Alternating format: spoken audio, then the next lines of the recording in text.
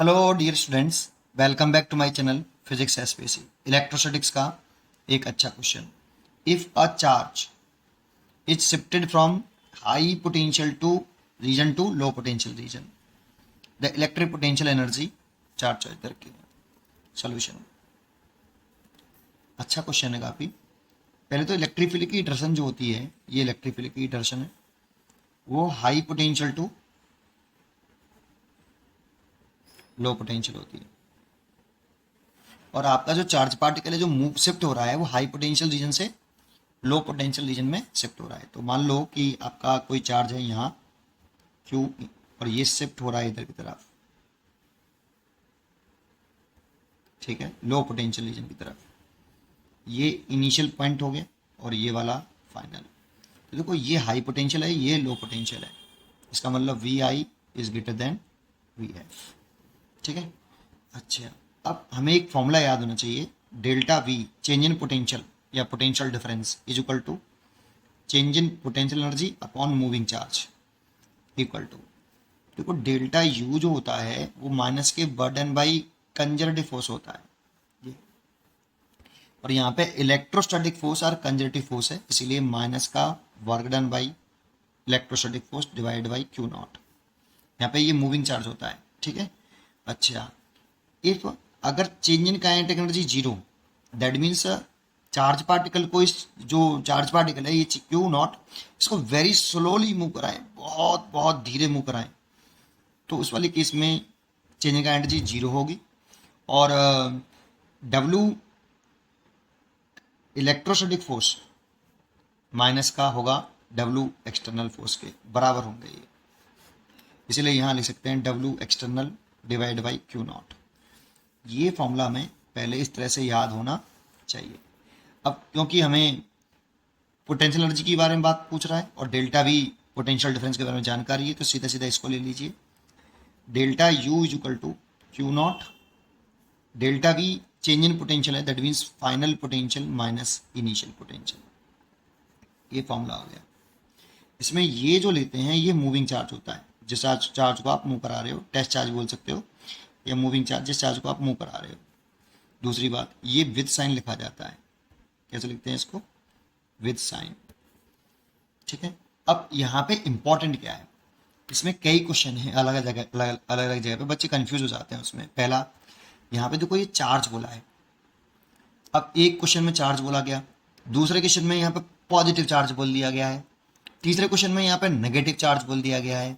तो अगर positive charge अगर बोलेगा तो इनमें से चॉइस कुछ और होगी, नेगेटिव बोलेगा तो कुछ चॉइस और होगी, और अगर जो है केवल चार्ज बोला तो चॉइस और कुछ और होगी। एक एक कन्फ्यूजन यहाँ रहता है, तो यहाँ पे ध्यान देने वाली बात है कि वो पॉजिटिव चार्ज है बोल रहा है कि नेगेटिव चार्ज बोल रहा है या केवल चार्ज बोल रहा है, उसके बेसिस पर ही हम आंसर टिक करेंगे। दूसरा, यहाँ पे भी कन्फ्यूजन होता है कि यहाँ पे देखो चार्ज पार्टिकल शिफ्ट हो रहा है high potential region to low potential region, कई क्वेश्चन में उल्टा है, लो पोटेंशियल रीजन से हाई पोटेंशियल रीजन।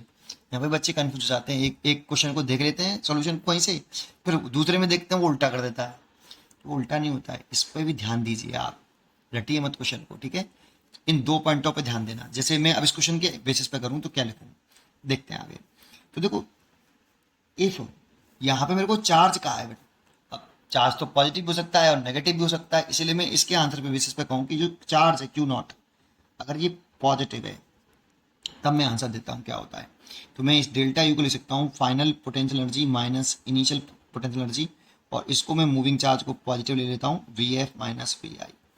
अब सोचो, ये तो मैंने पॉजिटिव ले लिया, वी आई ज़्यादा है किससे? वी एफ से, क्योंकि high potential to low potential charge particle shift हो रहा है। तो वी आई ज़्यादा, अगर ये ज़्यादा है इससे, तो ये कैसी वैल्यू आएगी? You F minus U I, negative value आएगी। और नेगेटिव आने का मतलब यू आई ज़्यादा या यू एफ, सोच के बताओ। तो U I that is U I ज़्यादा और यू एफ कम, इसका मतलब पोटेंशियल एनर्जी डिक्रीज हो गई है। इस वाले केस में पोटेंशियल एनर्जी डिक्रीज होगी। अब क्वेश्चन अगर क्या होगा, चार्ज पॉजिटिव है, अगर मैं आंसर लिखूंगा, अगर क्वेश्चन यहाँ पे वर्ड होता, क्वेश्चन होता कि पॉजिटिव चार्ज है, वो हाई पोटेंशियल टू रीजन से लो पोटेंशियल रीजन शिफ्ट हो रहा है, तो बताओ क्या होगा? तो मैं आंसर टिक करूंगा डिक्रीज पर। अगर पॉजिटिव चार्ज कहता है, और ये रीजन भी देख लेना ढंग से किधर शिफ्ट हो रहा है ना। अगर इसको उल्टा कर देगा तो कहानी बदल जाएगी, रटो मत उसको। समझ में आया ये? ठीक है, डिक्रीज।